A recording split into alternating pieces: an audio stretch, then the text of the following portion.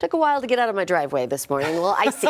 A little icy out there. Yeah, I had to get the ice scraper out. Yeah, we had freezing rain and sleet in the metro. The farther north you went, we saw a bit more of some snow. That has all moved on out, and now the colder air is settling in. And you can see we do have a cold weather advisory in effect for tonight into tomorrow morning. For wind chill values, it could be down around 5 below to 5 degrees above zero. Frostbite could occur in less than 30 minutes when you get those wind chills down that low. The wind won't be terribly strong, but temperatures will be cold enough it won't take much to push those wind chills down well down near zero tomorrow morning. So just be advised, if you are out and about, you want to make sure you are layered up, hats, gloves, heaviest coats you got to stay nice and comfortable. Temperatures, again, as mentioned, they'll be down in the teens tomorrow morning, but as we just talked about, those wind chills will feel even colder. It'll be nice to see some sunshine tomorrow, but don't let it fool you. It's going to be a cold day, only up around freezing as we go into the afternoon.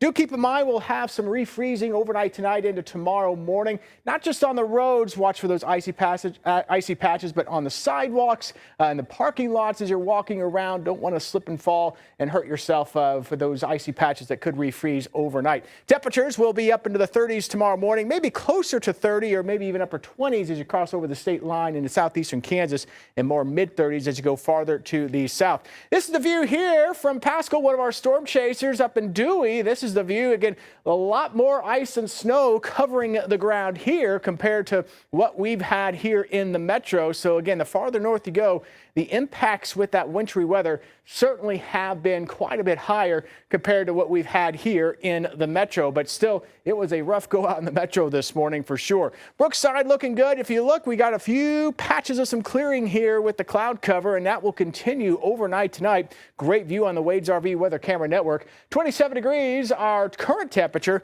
31 was the high temperature today. That was actually earlier this morning. And again, that temperature will drop tonight. So the low temperature will likely be what we get just before midnight tonight. Storm system's been moving on out. You can see all the snow here in the parts of the Midwest. We've got severe weather in the southern states. And for us now, just the colder air filtering on in. So it's going to be a cold day tomorrow. Again, kids at the bus stop tomorrow morning will definitely want to bundle up. High pressure is going to scoot off to the east. And what that'll do is bring southerly winds back. As we head into Friday, we'll notice more clouds moving in as well as moisture comes northward. May get a shower or two by late in the day, probably a higher chance by Friday evening and Friday night. And then a cold front will be on its way on Saturday. So Saturday's one of those days, don't get fooled. We'll start out mild Saturday morning, and then as this front moves through, we'll turn much colder by later in the day, Saturday afternoon. So as we look at that forecast, you'll notice I have the warmer temperature in the morning, the colder temperature in the afternoon for Saturdays. So we may have a few showers around with that as well, and potentially could get a few flakes of snow to mix in, especially in our northern counties by late Saturday as that colder air comes in. Chilly day on Sunday, and then all eyes on next week. Another system could bring some rain or maybe some snow by next Tuesday or Wednesday. We'll keep an eye on that into next week.